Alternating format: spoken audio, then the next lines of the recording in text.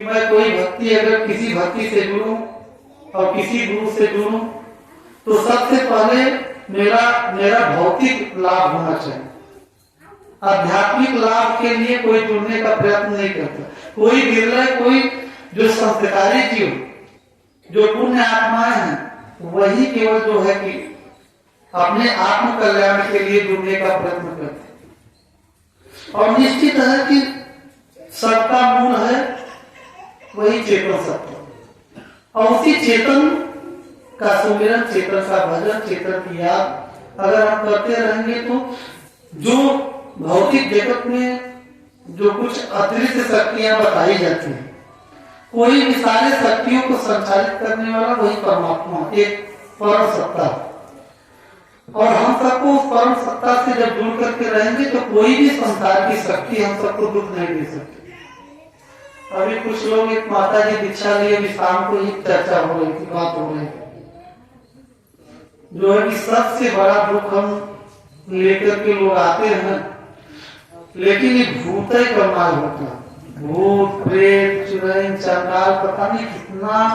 और हमको लगता है कि ज्यादा से ज्यादा अपने इसी भारतवर्ष में ही भूत व्याप्त हैं, और बाकी और भी कंट्रियों में बहुत कम सुनाई देता है। लेकिन यहाँ लोग आज नहीं, सदियों से मूर्ख बना करके समाज का शोषण किया, और साइंस के सारे संसाधन का हम उपयोग करते हैं, लेकिन साइंस की बात कोई मानते नहीं। कपड़े हो, गाड़ी हो, जितने भी ये माइक, जितने भी संसाधन हम लोग देख रहे हैं, सब ये साइंस की देन है, विज्ञान की देन है।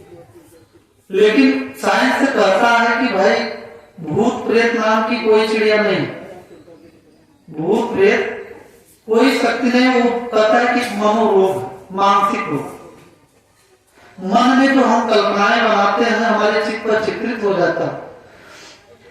कभी कभी एक बहना को हम कह रहे थे, वो बहुत डरती थी, और डरती थी। हमने उनसे पूछा कि तुम सपन उनको आता था, बहुत बुरा सपना आता था, भूत प्रेतों का सपना आता था।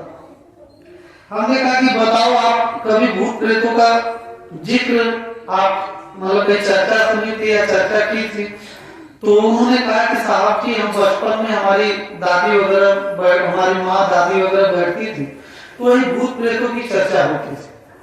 और वो धीरे धीरे जब हम अपने ससुराल में आए, ससुराल में आने के बाद तो फिर यहाँ भी सुनते रहे कि ऐसा भूत होता है, वैसा होता है, तो फिर वही चिंतन लोग करते हैं और चित्त पर चित्रित होता है। तो फिर धीरे धीरे स्वप्न अवस्था में वो दिखाई देना शुरू होता है, तो इतना भय, डर होना, और फिर धीरे धीरे वो इतना मानसिक रोग बढ़ जाता है, मन में इतनी विकृतियां बढ़ जाती हैं कि आपको साक्षात दिखने लगता है। साक्षात मतलब वो भूत प्रेत जो कल्पना हम बनाए हैं, तो पेड़ पौधों को भी देख करके हम कहेंगे वो भूत खड़ा, प्रेत खड़ा। तो सदगुरु कबीर संत परंपरा में देखेंगे तो भूत प्रेत के लिए कोई जगह नहीं। सदगुरु कबीर कहते हैं कि यह ब्रह्मभूत सकल जग खाया, जिन जिन पूजा तिन जगा। सदगुरु कबीर कहते हैं कि इस भ्रम को हम सबको निकालने की जरूरत, कम से कम कोई न निकाले तो जो दीक्षा से जुड़े हैं, जो हमारे कबीर साहब के विचारधारा से, उनके ज्ञान से जुड़े हैं, उनको तो कम से कम पक्का होकर के जीवन जीना चाहिए। कि भूत प्रेत अगर आप मानेंगे तो निश्चित है कि आपके जीवन में भूत प्रेत आएंगे, और अगर नहीं मानेंगे तो भूत प्रेत के लिए अगर अपने जीवन में जगह उससे नहीं देंगे तो नहीं वो आएगा, और जगह देंगे तो निश्चित ही आएगा। और इसीलिए हम कहते हैं कि आप निर्मल बन जाइए, पवित्र बन जाइए, तो भूत प्रेत कोई भी जो अदृश्य शक्तियां प्रकृति बताई जाती है, पहली बात तो ये प्रकृति के खिलाफ है, ये कुदरत के खिलाफ कि कोई आत्मा एक दूसरे शरीर में प्रवेश कर सकता है।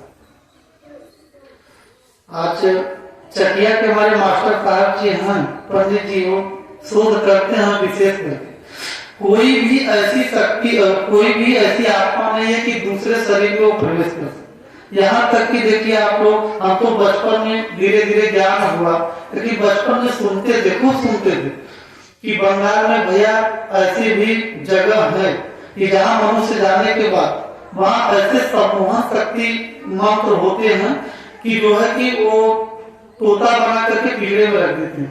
ऐसी कहानी आप लोग सुने होंगे, कितने लोग सुने हैं? बंगाल में ऐसी घटनाएं सुने हैं कि नहीं?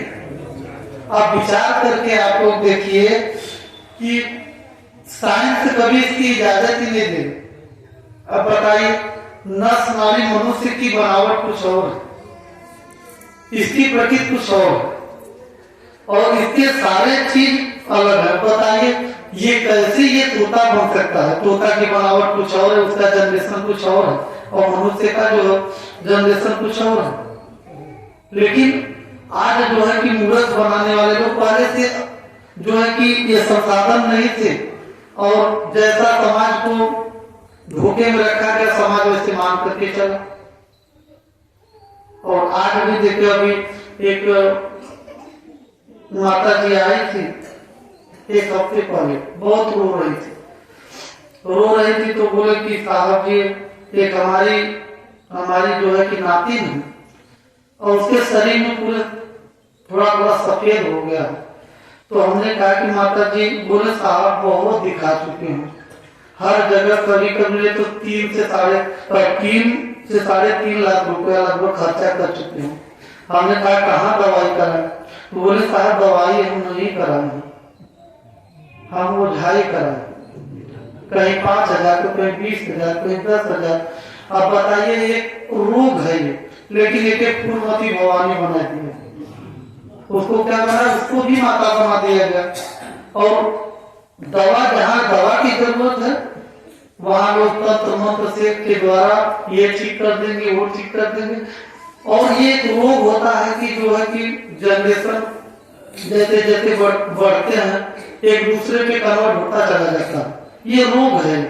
और ये रोग तो है कि बहुत से ऐसे परिवार हैं कि ये अब धीरे धीरे इसकी इलाज भी निकल रहा है।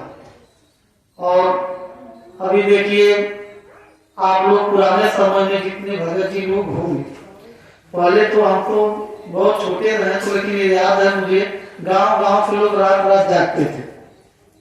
काहे को जागते थे?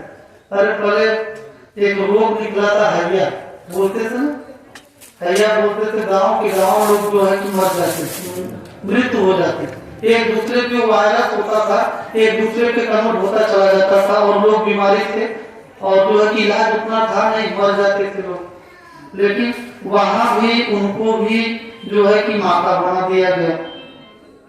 और माता बना दिया गया, ये नहीं सोचे कि कभी ये अगर समाज अगर बुद्धिजीवी होंगे, उनके जो है कि वैज्ञानिक दृष्टिकोण होगी, तब वो चर्चा करेंगे कि क्या माता दुख ही देने अपने बच्चों को आती है, कि माता अपने बच्चों का जो है अपने बच्चों को मारने के लिए आती है?